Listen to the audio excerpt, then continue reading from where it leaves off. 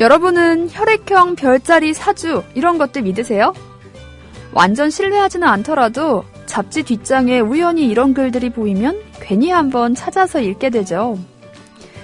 사람을 혈액형 4가지로 또 별자리 12가지로 분류한다는 게 사실 말도 안 되지만 이상하게 그 글들을 읽어보면 다 맞는 것 같단 말이죠. 심리학자인 버트럼 포러가 한 실험을 했대요. 다 같은 말이 적혀있는 평가지를 학생들에게 각각 나눠주고 자신과 얼마나 일치하는지를 평가해봐라 했더니 그 결과가 글쎄 5점 만점에 평균 4.26점이나 나왔다는 거예요. 이 실험 결과로 나온 말이 포러 효과인데요. 사실 우리를 평가하는 이런 문장들이 가만 보면 굉장히 애매하고 모호해서 서로 상충되는 앞뒤가 안 맞는 글들이 많은 그런 글이라는 거죠. 그런데 이 글을 읽는 사람들은 그 글에서 자신에게 딱 들어맞는 부분들만 찾아서 읽고 와, 나랑 완전 똑같아 이렇게 생각을 하게 된대요. 그러니까 결국 내가 읽은 그 말들도 다 내 맘대로 선택해서 받아들이고 있었다 뭐 이런 얘긴 거죠. 앞으로 이런 글들을 읽을 때면 우리 좋은 부분만 눈 크게 뜨고 읽어봐요. 그리고 내 인생은 럭키구나, 앞으로 탄탄대로구나 하고 생각을 하는 거죠. 내 인생은 내가 그렇게 만들어가면 되는 거니까요.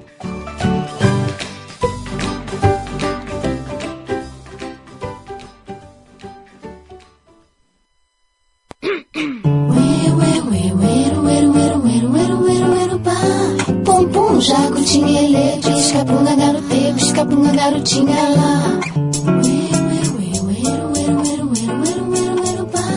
Pum pum, jacutinha leite, escapunga garoteiro, escapunga garotinha lá.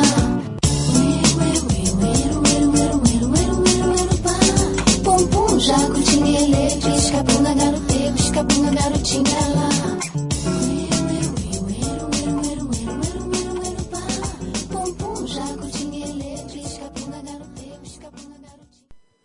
네, 오늘 토스트 첫 곡은 패시의 피스카퐁아였습니다. 여러분, 저 결혼한대요. 저 올해 안에 엄마한테 여름쯤에 결혼한 남자를 보여주고 결혼을 한다고. 결혼을 한다고 하더라고요. 어제 엄마한테 전화가 왔어요. 저희 엄마도 원래 그런 거 자주 보시는 편이 아닌데 그 엄마 아는 분이 굉장히 잘 맞춘다. 생각도 못했던 일들이 시간이 지나고 보니까 하나 둘씩 다 맞았다. 한번 가봐라 해서 얼떨결에 아는 분하고 건너 해서 같이 갔대요. 그랬는데 제가 결혼한다는 소식을 듣고 오신 거예요. 그래서 엄마가 엄마는 마음에 안 들어 하는데 뭐 나름 잘 산다 뭐 이런 얘기까지 듣고 오셔서는 그런 얘기를 전해주시길래 정말 듣고 박장대소를 했습니다. 올해 안에 결혼을 하려면 지금 당장 만나도 늦지 않나요? 한번 제가 제대로 이 사주가 틀렸다는 것을 증명해 보이겠다고 그렇게 말을 하고 끊었는데 참 이 사주 믿지 말아야지 아니면 뭐 이게 말이 되겠어 하는 생각도 어느 정도는 있지만 그래도 그냥 가끔 한 번쯤은 보고 싶은 그런 마음이 드는 것 같아요. 저는 정말 제대로 된 사주풀이집에 가본 적은 사실 없고요. 왜 사주 카페 그리고 길거리에 지나가다가 왜 이렇게 사주풀이 합니다 하고 앉아있는 테이블 같은 데에서 거기서 본 적은 몇 번 있어요. 근데 이렇게 사주를 봐도요. 거의 다 잊어버리더라고요. 내가 무슨 얘기를 들었는지 뭐 그때뿐이고 이게 거의 다 뻔하고 그냥 그런 말들이어서 그런 것 같아요. 기억이 안 나더라고요.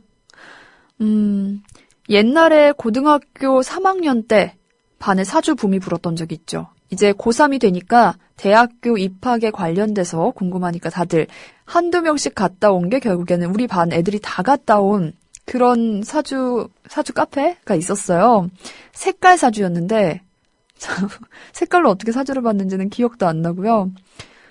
그때 우리가 그런 얘기를 했거든요. 뭐 너는 서울로 간다. 너는 뭐 어디로 간다. 뭐 너는 어느 쪽으로 간다. 이런 얘기를 다 해주길래 이거 우리 잘 가지고 있다가 대학교 입학하고 나서 졸업식 때 펴보자. 이런 얘기를 했었는데 막상 그때 되니까 자기가 무슨 얘기를 들었는지까지 기억을 제대로 하는 사람이 거의 없더라고요. 저는 막 그때 국군 간호사를 해야 된다고 저한테. 저는 간호사도 제 스타일이 아니고 저는 막 피 보고 이런 것도 잘 못하고 거기다 군인 이것도 저하고 안 맞는 것 같은데 자꾸 국군 간호사를 가야 된다고 저한테. 그래서 제 그 사주의 풀이를 이겨내고 이렇게 여러분과 함께 만나고 있습니다. 저는 이 길로 들어온 게 참 다행인 것 같아요. 네. 결국에 내 팔자는 내가 만들어가는 거죠. 저는 참 사주 보는 것도, 그렇게 생각해요. 그 사주의 그 천기누설을 보았기 때문에 그 본 시점으로부터 내 미래가 다시 세팅된다. 내가 그 미래를 본 것까지 포함한 새로운 미래가 열리는 거죠. 그러니까 점을 보나 마나 뭐 큰 차이가 있겠나 하는 그런 생각을 해봅니다. 저는 말했잖아요. 저는 해윤교라고. 나는 나를 믿는다. 나는 내가 내 인생을 만들어 가겠다. 뭐 그렇습니다. 자, 우리 오늘 하루도 우리가 직접 내 손으로 만들어 가면서 자, 토스트 시작할게요. Show me the money.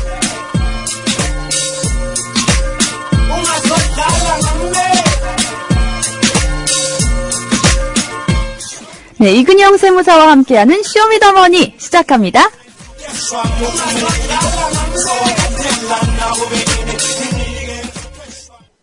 네, 안녕하세요. 이근영 세무사님 모셨습니다. 네, 안녕하세요. 사당동 세무사 이근영입니다. 네, 우리 지난주에 이 법인세 얘기했었죠. 예. 그러면서 또 매번 뜨거운 이 세금 얘기. 예, 수많은 안 뜨거운 게 없죠. 수많은 뜨거운 감자 중에 법인세 관련해서 증세와 감세 이야기를 하기로 했었어요. 예. 네, 이게 요즘 왜 뜨거운 거예요? 일단 뭐 성역이다 아니다, 뭐 법인세 증세가 성역이다 아니다, 뭐 이런 얘기가 많고, 뭐 감세니 증세니 뭐 감세가 아니다, 뭐 증세가 아니다, 뭐 이런 식으로 얘기가 많은데요. 네. 일단 법인세는 이제 주로 기업이 납부하는 세금이라고 말씀드렸어요. 네, 맞아요. 예, 그러니까 뭐 영리법인, 비영리법인 많지만 법인세는 주로 기업이 납부하는 세금인데, 네. 그리고 상대적으로 이제 개인이 납부하는 세금은 소득세고요. 네. 이제 법인세 인상 주장의 핵심은 국민들이 부담하는 소득세는 늘어났는데, 소득세액은 늘어났는데 법인세액은 줄었다는 겁니다. 그게 무슨 얘기예요? 그러니까 국가에서 필요한 돈은 어느 정도 정해져 있고 그 네. 돈이 들어오는 게 이제 세금이 대부분이고 네네. 그 세금 중에 법인세가 차지하는 비중, 소득세가 차지하는 비중이 있는데 네. 소득세가 늘고 법인세가 줄었다는 건 기업이 국가의 경제를 책임져야 되는 부분이 줄고 네. 그 부분을 국민이 대신 부담을 했다라는 예, 이런 이 문제거든요. 세금이 모이는 총액에서 예. 개인이 부담하는 게 기업이 부담하는 것보다 지금 더 늘어났다는 거죠? 예, 뭐 숫자로 말씀을 드리면 네네. 2012년에는 법인세로 인해서 그 법인세 수입, 국가세 수입이 46조였는데요. 네. 2013년에는 44조 뭐 이렇게 됐다고. 2조나 줄었네요. 예. 근데 소득세는 2013년에 48조가 됐는데 이제 그러니까 네. 한 4억 정도가 더 많죠. 네네. 4조 정도가. 근데 이게 원래는 몇 년 전만 해도 법인세가 더 높은 비중을 차지하고 항상 더 법인세가 좀 더 많은 액수가 됐고 소득세가 그 뒤를 쫓아가는 이런 모습이 됐어요. 그래서 네. 만약에 이게 법인세가 줄었다는 게 뭐 경기 침체다, 경기 불황이다 이랬다면 소득세도 줄어야 되잖아요. 그렇죠. 예, 근데 경기가 안 좋아져서 뭐 기업 경기가 안 좋아져서 법인세가 줄었다는데 반해서 소득세가 늘어났다는 건 분명히 이제 국민 부담이 늘어났다. 뭐 이런 식으로 이제 나오는 결과이기 때문에 이제 그거에 의해서 이제 분노가 좀 국민들의 그러네요. 분노가 생긴 거죠. 이게 뭐 바람직한 세금 비율 예. 그런 것도 있나요? 뭐 세금의 몇 퍼센트는 국민이 부담하고 예, 몇 퍼센트는 기업이 해야 좋다. 뭐 예, 이런. 그래서 이제 그 일전에 말씀드렸듯이 이제 부가가치세, 그리고 네. 법인세, 소득세가 대략적으로 이제 3분의 1씩 세 수입의 3분의 1씩을 차지해요. 뭐 이렇게 근데 가장 좋은 비중은 법인세가 가장 높고 네. 그다음이 소득세가 높고 그다음이 부가세가 높아야 이게 가장 좀 소득 배분배 소득 재분배에도 좋고 네. 국가 경제에도 좋은데 네. 이게 우리나라 같은 경우는 부가가치세가 가장 높고 그리고 얼마 전에 이제 그다음에 법인세가 높고 그다음 소득세가 높았어요. 네네. 근데 이제 법인세도 이것마저 소득세마저도 역전이 역전이 되는. 돼서 부가가치세가 가장 높고 소득세가 높고 그 제일 이제 적은 게 법인세가 되는. 그렇군요. 아 근데 지금 이건 좀 다른 주제긴 하지만 예. 부가가치세가 그렇게 높았어요? 예, 3분의 1 차지하고 가장 큰 비중을 차지하고 있습니다. 이게 조금 내는 게 모이니까 정말 예. 무섭네요. 그렇죠. 아 괜히 또 막 에이 막 좀 화가 나죠. 그렇군요. 예. 아 그러면 이 법인세가 줄어들었다는 거는 예. 어떤 이유가 있을 것 같아요. 뭐 기업이 줄었거나 예, 아니면은 아니면 무슨 그 세금이 규정이 줄었거나. 바뀌었겠죠? 예. 예, 규정이 바뀐 건 이제 세율이 낮아진 거는 이명박 정권 때 많이 낮아져서 25%에서 22%, 뭐 20% 이렇게 낮아진 건 이명박 정권 때인데요. 네. 이게 이제 조금 더 시기가 오면서 좀 세수가 줄어든 것도 있고, 그리고 네네. 이제 법인세법은 이제 세율이 중요한 게 아니라 뭐 혜택이 좀 있어요. 뭐 기업에 그걸 장려한다고 해서 뭐 투자하는 금액에 대해서 세액공제, 뭐의 네. 세액공제, 뭐의 세액 감면 뭐 이런 식의 이게 많다 보니까 그런 식의 이제 혜택이 좀 있다 보니까 그것 때문에 좀 세수가 줄어드는 약간 이런. 아, 그러면 원래 그 세율이 줄어든다고 해서 금액 자체가 줄지는 않나요? 예, 뭐 세율이 무조건 줄어든다고 해서 세수가 줄진 않고요. 왜요? 대충 느낌으로는 뭔가 걷는 비율이 줄어들면 당연히 총 돈이 줄어야 되지 않나? 예, 이런 근데 생각이 좀 드는데. 세율이 반대로 세율이 높아진다고 항상 세수가 높아지는 게 아닌 게 네네. 세율이 높아지면 아예 돈을 안 벌어버려요, 사람들이. 그래서 이제 그 적정 세율이 있거든요. 그 적정 세율에 의해서 세율이 낮아지면 오히려 좀 세수가 많아지는. 그러니까 기업 뭐 일을 더 많이 한다거나 돈을 더 많이 벌고자 해서 그런 게 있어서 세율이 낮아진다고 해서 세수가 항상 줄어들지는 않습니다. 또 이게 생각해보니까 기업들은 이 돈의 단위가 크니까 예. 기껏 해봤자 예, 이 남는 세금 게 얼마 내는 거. 없으면 에이 예. 안 해. 이럴 수가 있겠군요. 예. 그러면은 예. 지금 우리 개인들이 낸 돈이 법인세보다 많기 때문에 지금 말이 많다고 예. 얘기가 뜨거워졌다고 했는데 예. 그러면은 법인세를 더 올리거나 뭐 다른 방법을 찾아야 되지 않을까요? 예, 그쵸. 근데 무조건적으로 또 법인세율을 올리는데 또 좀 문제가 발생할 수 있는데요. 네네. 법인세는 이제 자본이 모인, 보통 자본이 모인 이제 기업인데, 네네. 이게 법인세율을 올리면 그 자본이 바깥으로 빠져나간다는 거죠. 그러니까 돈이 이동하는 건 사람이 이동하는 것보다 좀 쉽잖아요. 국경을 넘거나 네네. 이러기가. 그래서 이제 법인 세율이 올라가면 우리나라의 투자 수익률이 낮아지니까 그 돈이 해외로 빠져나가고 그 자본이 빠져나가면 기업이 어려워지고 기업하기가 어려워지다 보면 고용도 줄어들고 고용도 줄어들면 경기가 침체되고 그렇게 돼서 법인세율을 높이면 자본이 유출이 되기 때문에 법인세율을 높이면 안 된다. 뭐 이런 식으로 주장을 하고 있죠. 그러니까 아까 제가 질문했던 게 비슷한 거네요. 예. 그 세율이 높아지면 예. 일을 안 하고 예. 또 안에 있던 국내 자본까지 다 빠져나가니까. 해외로 나가버리기 때문에 예, 경기가 더 어려워진다. 나빠질 것이다. 예. 라는 주장을 하고 있죠. 그러면은 지금 우리나라 법인세율이 예. 현재 다른 나라들보다 뭐 높나요? 아니면 말씀드렸듯이 이제 상황인가요? 네. 우리나라 법인세율은 22% 정도인데요. 네네. OECD 다른 국가들하고 비교를 해보면 한 중간 정도 위치의 세율이라고 해요. 뭐 미국이나 일본 등 같은 나라들은 우리나라보다 굉장히 높고요. 뭐 30 몇 프로, 뭐 40 몇 프로까지 뭐 법인세가 네. 되고 있고요.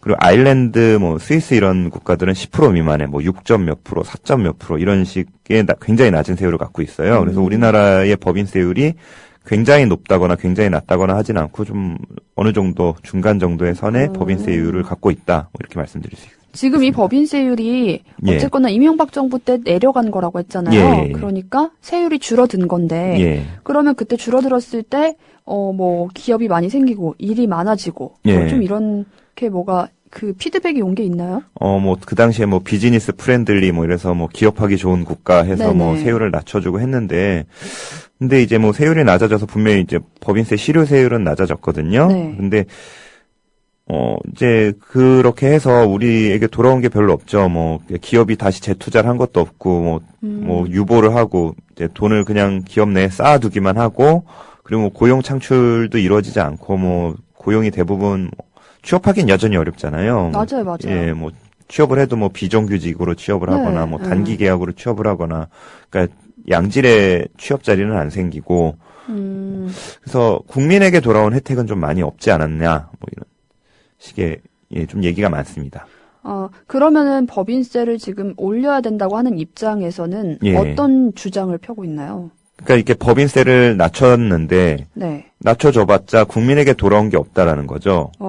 그리고 우리나라의 법인세가 이제 22%로 한 중간 정도 네. 라고 얘기는 하지만 이제 실효세율이라고 하는데요. 이게 네. 각종 비과세 공제 감면 혜택을 다 적용한 세율을 봤을 때는 그 세율이 한 16.8% 정도 된다고 하거든요. 굉장히 많이 주네요. 한 4% 예, 주는 것 4%, 같은데. 5%가 네. 줄었죠. 네. 굉장히 많은 혜택을 주기 때문에 이 세율은 굉장히 낮다. 그래서 실질적으로 세율을 더 올려도 다른 나라에 비해서 우리나라가 더 세율이 높아지는 것도 아니고 높아지지도 않기 때문에 뭐 자본이 빠져나갈 것도 많이 없다. 뭐 이런 식의 얘기. 이게 이 얘기를 들어보니까 말로는 우리 22%나 걷어라고 예. 하지만 막상 혜택 이거 주고 저거 저거 주고 주고 하면서 왜 뒤에서 야 네가 22% 내는 척하면 나중에 내가 4% 다시 깎아줄게. 돌려줄게 예. 이런 느낌이에요. 예, 약간 그런 느낌이죠. 예.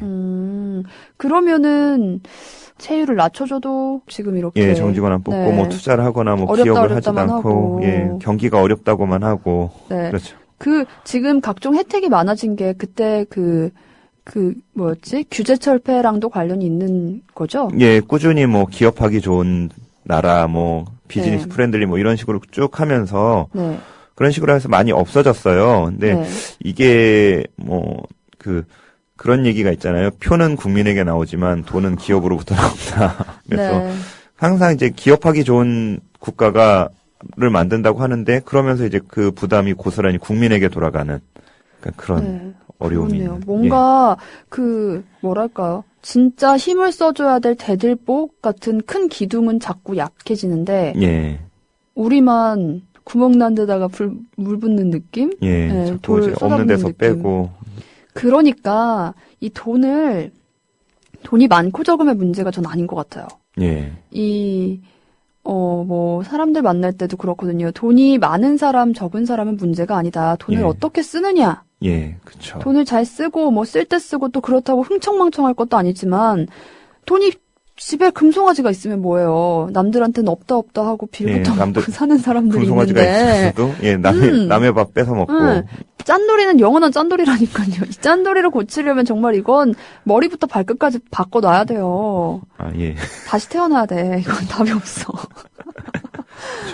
너무 기업만 잘해주다 보니까 네. 예, 기업이 얘기를 계속 듣다 짠돌이가 보니까. 돼가는.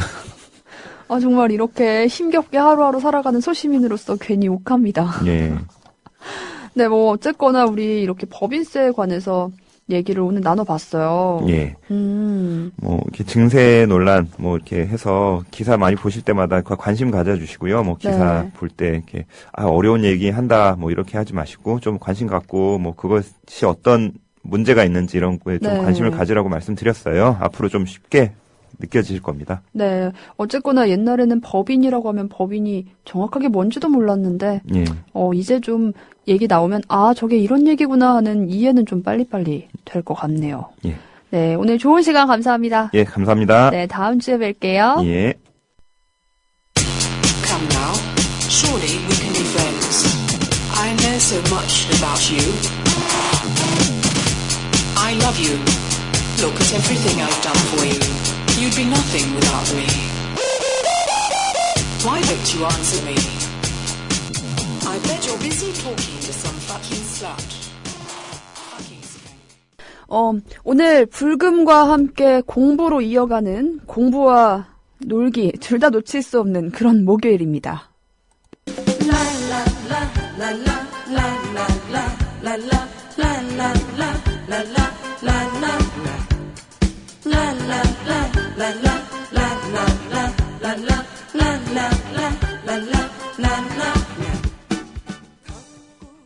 네, 지난주부터 방송 시간을 목요일로 옮겼죠. 창업에 대한 이야기와 아이디어를 나눠보는 시간, 김홍민의 창업백서입니다. 안녕하세요, 단장님. 네, 안녕하세요. 반갑습니다. 김홍민입니다. 네, 지난 한 주 잘 지내셨죠? 네, 저도 지난 한 주 잘 보냈는데 우리 최인 아나운서도 잘 지내셨습니까? 네, 잘 지냈습니다. 요새 그래요? 날씨가 자꾸 춥네요. 예, 갑자기도 날씨가 좀 추워졌습니다. 네. 지난주에는 제가 소자본 창업자와 영세 자영업자에게 특히 유용한 점포 세어링 일명 숍앤셉에 대해서 이야기를 나눴었죠. 네. 세탁소와 편의점이 만나고 죽과 비빔밥을 함께 먹을 수 있는 한식집 카페, 그리고 외국의 경우에는 이제 약국과 커피숍을 운영하는 사례들 제가 전해드린 바 있습니다. 맞아요. 한 지붕 두 가게, 많이 알고 있었지만 좀 새롭게 배워볼 수 있는 그런 시간이었는데요. 또 창업 네. 아이템하고 아이디어 선정 방법도 우리가 배웠었잖아요. 네. 네, 오늘은 어떤 이야기 전해주실 거예요?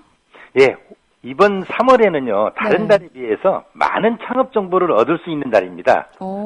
우리나라에서 가장 크고 권위가 있는 창업 박람회가 연속해서 개최되기 때문인데요. 그래요? 예, 12일부터 14일까지. 네. 서울 오늘부터 모레. 예, 네. 12일, 13, 14일 3일간이죠. 아, 네네. 예, 서울 코엑스에서는 2015 프랜차이즈 서울이라는 그 창업 박람회가 시작이 되고요.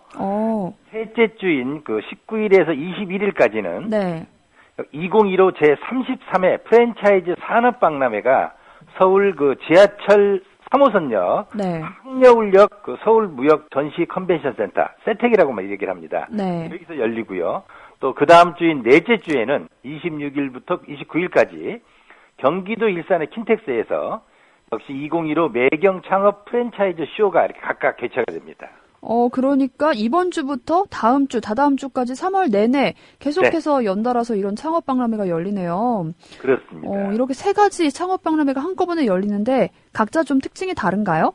예, 오늘부터 14일까지 서울 코엑스에서 열린 2015 프랜차이즈 서울은요. 네. 국내 최초의 창업 박람회로 올해 38회째를 맞이하고 있습니다. 그럼 38년 동안 이어져 온 거죠? 그렇습니다. 그래서 2015 프랜차이즈 서울에서는요. 네. 주로 커피 전문점, 디저트 카페 등 그 창업 관심도가 높은 아이템을 비롯해서 네. 다이소 또는 초록마을, 드림디포 같이 이렇게 유명 브랜드 또 세탁 전문점 또는 요가 학원 등 아주 다양한 창업 아이템을 만나볼 수 있는 곳입니다. 그리고 이제 올해는 특히 소자본 창업 아이템으로 주목을 받고 있는 스몰비어. 네, 스몰비어 맞아요. 이번 연도에 핫했죠. 네. 스몰비어 프랜차이즈와 또는 토속적인 간식 붕어빵과 호떡을 프리미엄 디저트로 탈바꿈한 아이스크림 붕어 안꽃빵이라는 게 있어요. 그다음에 호떡 형태의 스트리트 팬케이크, 네. 또 뭐 경성 고로케 또는 고구마 명가 등등 많은 그 관심을 받고 있는 소자본 창업 아이템이 참가해서 선보이는 걸로 이렇게 돼 있습니다. 이런 창업 박람회 저도 예전에 뭐 진행 같은 걸로 몇 번 나가본 적이 있었는데 정말 네, 여러 가지 부스들에서 많은 정보들을 한꺼번에 접할 수 있으니까 굉장히 편하더라고요. 그렇습니다. 그러니까 네. 이번 그 2015 그 프랜차이즈 서울 같은 경우에는 네네. 창업 박람회를 참가하시면 여러 가지 정보를 동시에 얻을 수도 있지만 가장 좋은 거는 세미나가 있어요. 그러니까 프랜차이즈 창업과 개별 독립 창업의 특성 또는 네. 장단점 또 각종 유의사항에 대한 이런 정보를 얻을 수 있는 세미나가 있는데 네. 전해진 바에 의하면 그 패션 창업의 노하우 또는 2015 창업 트렌드와 유망 아이템 네. 또는 지식 재산권을 통해서 유망한 본사를 알아내는 방법 또는 입지 선정의 비결 네. 상가 계약 및 창업에 관한 법률 창업 지원 제도 등 10개의 주제를 섹션별로 구성을 해서 세미나를 진행한다고 이렇게 발표를 하고 있습니다. 또 이런 세미나 같은 경우에는 박람회에서 하는 건 굉장히 강사진도 화려하잖아요. 그래서 참 한 번씩 가보시면 굉장히 좋을 것 같아요. 오늘부터 14일까지 토요일까지 서울 삼성동 코엑스에서 열린다고요. 많은 분들 관심 있으신 분들은 찾아가 보시면 좋을 것 같습니다. 그리고 우리 다음 주에 열리는 또 다른 박람회도 있죠? 예, 그 19일부터 열리는 예비 창업장과 그다음에 특히 그 골목 상인들을 주대상으로 하는 그 박람회인데요. 2015 제33회 프랜차이즈 산업박람회입니다. 네. 21일까지 개최되는데요. 서울 지하철 3호선 항여울역 서울무역 전시 컨벤션센터 세택의 1관, 2관, 3관 정관에서 개최됩니다. 센텍에서요. 이 박람회는 또 어떤 특징이 있나요? 이 박람회는요. 슬로건을 동반상생과 나눔이라는 슬로건을 가지고 개최가 되는데 이번 박람회에서는 이제 동반 성장 창업 교육 이 진행되는 특징을 가지고 있습니다. 그래서 이제 예비 창업자뿐만 아니라 골목상권의 그 소상공인, 그다음에 업종 전환을 고려하는 자영업자, 또 재창업의 기회를 얻고자 하는 그 소위 창업 시장의 약자들을 위해서 특별한 강의가 준비되고 있습니다. 그리고 이제 이번 박람회에는 그 참가하는 업체가 150여 개 업체에서 약 200여 브랜드가 참가한다고 알려지고 있는데요. 특히 이번 박람회에는 이제 말레이시아 프랜차이즈 협회가 추천하는 말레이시아의 유망 프랜차이즈 브랜드 등 외국 사례도 소개될 예정이라고 합니다. 이 외국 기업의 시장 또 트렌드 분석도 같이 할 수 있을 것 같네요. 그렇죠. 근데 이런 박람회 같은 경우에는 굉장히 그 브랜드 업체들도 많고 정보가 많다 보니까 어떤 정보를 내가 선택해서 받아야 할지 이런 것도 좀 고민이 될 것 같아요. 네, 그렇습니다. 그러니까 어떤 업종을 선택한다고 하더라도 네. 어떤 또 브랜드를 선택하느냐가 또 굉장히 중요하지 않습니까? 창업하는 사람에게는 그래서 브랜드를 선택하는 것이 가장 중요한 과제 중에 하나인데요. 물론 그렇기 때문에 선택에 대한 어려움도 많습니다. 네. 프랜차이즈 창업은 독립 창업에 비해서 각 분야별 그 전문가들의 노하우형이 이제 보다 쉽고 또 이렇게 집약이 돼 있고요. 또 이미 알려진 브랜드 파워를 잘 활용할 수 있다는 점에서 창업자들한테 좀 손쉽게 다가갈 수 있고 또 선호할 수 있도록 있어서 점점 그 인기가 높아가고 있는데 이런 것들을 비교하기 위해서는 창업 박람회가 가장 좋은 기회라고 이렇게 생각이 됩니다. 네. 또 정말 내가 어떤 아이템을 택해야 할지 정말 그런 고민조차 하면서 가시는 분들이 있을 거 아니에요. 그런 그렇죠. 건 어떻게 잡아야 될까요? 고민하고 물론 어려운 일입니다. 아이템은 이미 선정을 했거나 또는 특정 브랜드를 선택할 그런 어떤 필요성과 어떤 각오를 가지고 계신다면은 네. 가장 먼저 적절한 수준에서 자신을 되돌아봐야 됩니다. 자신의 적성과 취향을 먼저 고려해 봐야 되고요. 네. 그 다음에는 이제 가맹점의 생존 연수, 그 다음에 최근 트렌드에 적합한지, 그리고 성장 가능성 등을 꼼꼼히 살펴보되 가장 중요한 거는 다시 한번 제가 다 강조합니다만 자신이 선택한 창업 아이템의 자체 경쟁력을 네. 다시 한번 잊지 말고 꼭 확인해 보시기를 권해드립니다. 또 이런 정보 같은 경우에는 혼자 고민하는 것도 좋지만 이런 세미나 같은 프로그램이 많으니까 가서 직접적으로 전문가의 조언을 듣고 또 설명을 듣는 것도 좋을 것 같아요. 그렇죠, 네. 방금 말씀하셨듯이 네. 성급하게 아이템과 브랜드를 결정하기 전에 이런 창업 박람회가 개최되는 곳에 방문을 하셔서 네. 부스도 방문을 하시고 세미나 등 각종 부대 행사가 열리지 않습니까? 네네. 이번 부대 행사 중에서 그 2015 33회 프랜차이즈 산업박람회에서는요. 네. 거기서 열리는 세미나는 동방성장 창업 교육, 네. 또 창업 컨설팅, 또 사업 설명회, 뭐 이런 게 이제 개최가 되니까 적극적으로 참여해 볼 필요가 있다고 봅니다. 그런 다음에 그 각각의 브랜드를 비교해 본다면 선택하시는 분한테 보다 더 명확한 선택이 가능할 거라고 이렇게 판단이 되고 있고요. 그리고 마지막으로 주의할 점은 자기가 가지고 있는 창업의 비용도 다시 한번 꼼꼼히 따져봐야 되겠죠. 비용의 합리적인 수준과 사용처, 그리고 그쪽 그 프랜차이즈점의 인테리어나 상가 임차 비용 등 이런 기본적으로 제시된 비용과 이 이외의 추가 비용을 본인이 얼마만큼 더 부담을 해야 되는지 전체 비용을 반드시 계산해보고 시작을 하셔야 됩니다. 네. 또 이렇게 창업 박람회를 통해서 여러 가지 정보 또 트렌드 자료를 한꺼번에 볼 수 있으니까 굉장히 그런 정보의 창구로 이용하시면 좋을 것 같아요. 네. 또 3월 넷째 주에도 경기도에서 킨텍스에서 열리는 창업 박람회가 있다고 했는데 그 박람회는 또 어떤 특징이 있을까요? 예, 3월 26일에 시작해서 29일까지 경기도 일산 킨텍스에서 열리는 그 창업 박람회는요. 네. 그쪽 지역 사람들한테 아주 유익하겠죠. MBN이 주최를 하는데요. 2015 매경 창업 프랜차이즈 쇼라고 이렇게 타이틀로 시작을 합니다. 네. 이곳에는 국내외 우수 프랜차이즈를 발굴 육성을 하고 창업 활성화를 유도하기 위해서 개최가 되고 있는데요. 네. 이번 행사에는 230개사에 400여 부스가 참가한다고 이렇게 알려지고 있습니다. 이 박람회의 특징은 기존과 신규 프랜차이즈 소개는 물론 창업사관학교, 그리고 창업 아카데미, 창업 보육센터 등 창업 컨설팅 전문업체가 많이 참가를 합니다. 그래서 다양한 세미나를 개최하고 있어서 전문적인 정보를 제공하고 있습니다. 그래서 서울의 북부 지역과 또는 일산 파주에 사시는 네. 분들은 한번 참가해 보시길 권해봅니다. 또 저도 이런 박람회 몇 번 구경도 가보고 하면서 느꼈던 게 그냥 이렇게 별 생각 없이 가서 보자 하는 생각보다는 조금 방향을 가지고 내가 어떤 쪽을 봐야겠다 하는 생각을 가지고 가서 보면 좀 더 정보 얻기에도 용이하고 좀 체계적으로 비교 분석이 좀 가능할 것 같아요. 그래서 미리 좀 정보를 알아보시고 가는 게 좋을 것도 같네요. 예, 그렇습니다. 제가 그 세 박람회의 각각의 특징을 조금씩 네. 구별해서 설명을 드렸는데 네. 해당 사이트 인터넷을 검색을 해보시면 네네. 입장료를 예약을 한달지 그러면 좀 입장료가 할인도 되고요. 네. 여러 가지 혜택도 있으니까 미리 인터넷을 들어가서 해당 박람회를 검색해 보신 다음에 해당 박람회의 특징을 다시 한번 잘 살펴보신 다음에 자기가 필요한 부분을 결국에는 이제 습득을 하시는 게 가장 좋겠다고 이렇게 생각이 됩니다. 역시 일찍 일어나는 새가 벌레를 더 많이 잡아먹는다고 뭐라도 더 알아봐야 좀 얻는 게 있겠네요. 네, 한 그렇습니다. 번쯤 이 사이트 다들 찾아서 들어가 보시면 좋을 것 같습니다. 오늘 이렇게 좋은 창업박람회 정보들 자세하게 전해주셨어요. 오늘 감사합니다.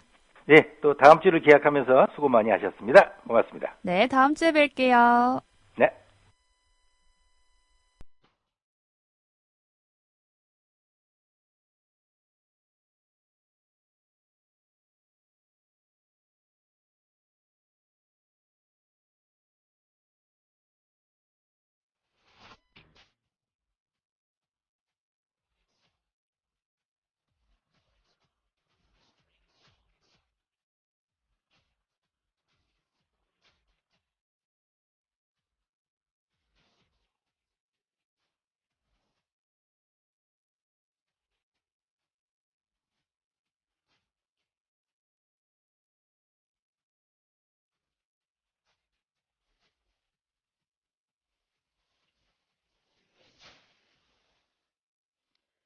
매운 소주님 따자하오 하고 중국어로 인사해 주셨어요. 그래요. 이런 복습 자세 좋습니다.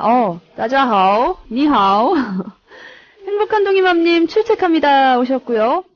포졸님 공지사항 꾸준히 올려주고 계세요. 서울 북서부지역협의회 있는 거 다들 아시죠? 3월 15일 일요일 오후 2시에 도련빌딩 8층 회의실에서 있습니다. 이는 MC님 화창한 아침 출석 체크합니다. 아이유의 너의 의미 들려주시와요 해주셨고요. 문광님 아까 세금 정보 감사하다고 잘 청취하겠습니다 하고 말 남겨주셨네요. 전신님 네오미양님 오셨습니다. 미친 기타님 드디어 등장하셨네요. 이 불목에 가장 신나하시는. 네. 어제 저와 아는 기타 치는 동생이 헬로 칸마라는 닉을 쓰는 친구래요. 닉네임을 쓰는 헬로 칸마님 조합원에 가입하셨다고 하면서 이글 꼭 소개해달라고 하셨어요. 그렇군요. 게시판 활동이 불편해서 아직은 직접 등장하진 않으셨는데 조만간 국민카페도 같이 오실 거래요. 헬로 칸마님 네 어서오세요. 반갑습니다. 네. 앞으로 자주 7시 알람 맞추고 꼭 들어주셔야 돼요. 공릉동 아줌마님도 유익한 방송이네요. 오늘 정말 뭔가 방송이 알찬 느낌이에요. 이렇게 두 개를 한꺼번에 정말 제대로 공부하면서 노는 날이라는 느낌이 든다고 할까요? 네, 요즘 같으면 정말 세금 내기 싫은데 세금 테크 도움 되겠어요? 알고 내야겠네요 해주셨고요. 사도요원님 제 애칭으로 최교주 어떻냐고. 해윤교 교주 최교주로 명명하라 명명하라. 자, 그럼 뭐 멘트도 정해야 되나요? 자, 여러분의 가입을 허합니다. 해윤교. 폴백님 출첵합니다. 아침이 춥지 않네요. 상쾌한 아침 최하나님과 함께 할게요. 해주셨어요. 오늘 확실히 어제보다는 좀 그래도 살살 날이 풀리고 있죠. 원래 그저께 오늘부터 날 풀린다고 해서 저는 오늘만 계속 기다리고 있었는데 아직도 조금 추위는 남아있어요. 토요일쯤 풀린다면서요? 언제쯤 봄이 오려는지. 네.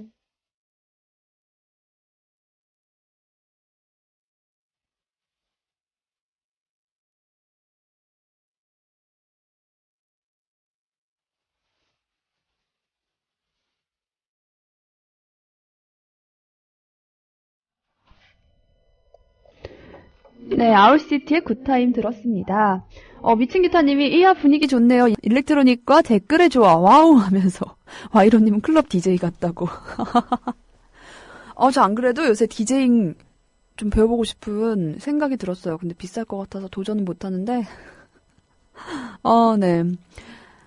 이렇게 좀 목요일에는 기분을 좀 빵빵 띄워보자는 느낌의 네. 그랬습니다. 자, 조합원 배우자님 노래 듣더니 큰아들인가요? 큰딸인가요? 큰놈이 아빠 핸드폰 두고 갔냐고 묻는다고. 내일 올 아빠를 목 빠지게 기다리는 김남매와 그 애입니다 하셨어요. 이 올 아빠를 기다리는 마음 저도 알죠. 저희 아빠가 건설 토목 쪽 일을 하셨어요. 그래서 예전에는 정말 그 공사 현장에 가서 계시니까 아빠가 집에 매일 오질 않았거든요. 이틀에 한 번, 3일에 한 번씩 오면 항상 엄마한테 엄마 오늘은 아빠 오는 날이야? 아빠 오는 날이야? 이걸 매일매일 물었던 것 같아요. 그리고 아빠가 오면 또 그냥 괜히 신나고 그러다가 이제 아빠가 회사를 옮기면서 매일매일 퇴근을 할 때쯤 너무 신기한 거예요. 아빠가 맨날 집에 오니까. 그래서 그때 한참 막 기분 좋아하면서 집에 오기를 좋아했던 그런 기억이 나요. 그래서 이 아빠를 기다리는 마음, 조금 알 것 같습니다. 네. 다시 아침이다님은 시를 한 편 올려주셨네요. 이른 봄. 이거 읽어드릴까요? 이거는 좀 약간 잔잔한 그런 음악을 틀어야 할 것 같은데.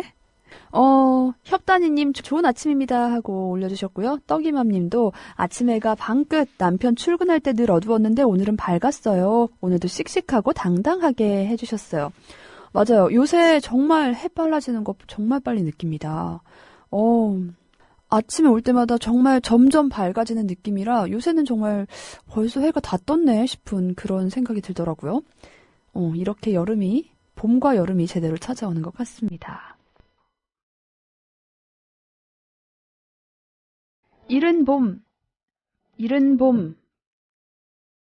풀은 겨우 고개를 내밀고 시냇물과 햇빛은 약하게 흐르고 숲의 초록색은 투명하다. 아직 목동의 피리 소리는 아침마다 울려 퍼지지 않고 숲의 작은 고사리도 아직은 잎을 돌돌 말고 있다. 이른 봄 자작나무 아래서 미소를 머금은 채 눈을 내리깔고 내 앞에 너는 서 있다. 내 사랑에게 보내는 응답으로 살며시 눈을 내리깔았던 너. 생명이여 숲이여 햇빛이여 오 청춘이여 꿈이여. 사랑스러운 내 얼굴을 보며 나는 울었노라. 이른 봄 자작나무 아래서 그것은 우리 생애의 이른 봄. 가슴 가득한 행복, 그 넘치는 눈물, 숲이여, 생명이여, 햇빛이여, 자작나무 잎에 연푸른 화사함이여. 이른 봄 톨스토이였습니다.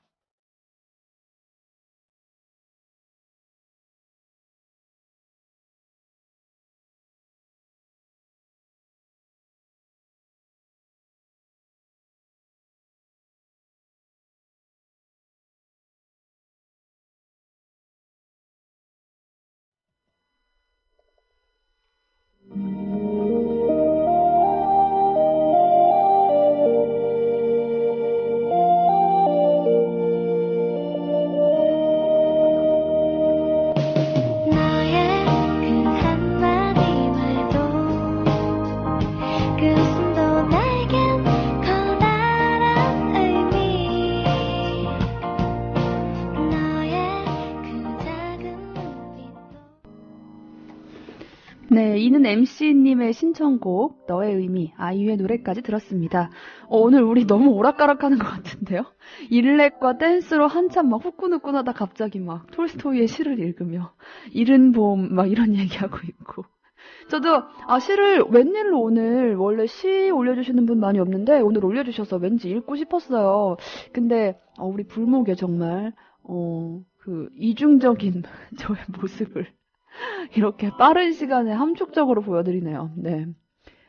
여유맘마님, 락음악과 댄스곡의 절묘한 배합이 참 좋습니다. 매일 아침 즐겁게 해주셔서 감사해요. 하셨고요. 공릉동 아줌마님은, 우리 애들은 아빠 어디서 살아? 이렇게 묻는다고 매일 늦고 일찍 나가서 얼굴 볼 시간이 없나 봐요. 아빠 어디서 사냐고.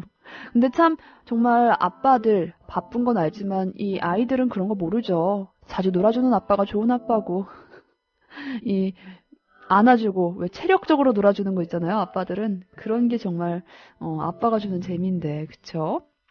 백마탄 왕자님, 하이머딩거님 오셨고 주명아빠님도 지각 출첵 해주셨습니다. 하이머딩거님은 절세미인 최PD님 까꿍 하면서 저는 이제 이걸로 정했다고.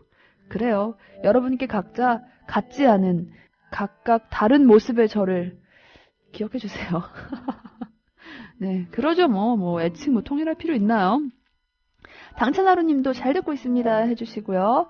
파마티스트 왕손대발님, 저도 늦었네요. 오늘은 농업기술원 교육갑니다. 행복한 하루요 하면서 후다다닥 가셨어요. 네, 오늘 우리 이제 마무리해야죠. 여러분 오늘 하루 좋은 하루 보내시고요. 우리는 내일 다시 만나요. 오늘 마지막 곡은 머라이어 캐리의 터치 마이 바디입니다. 여러분 안녕. MC.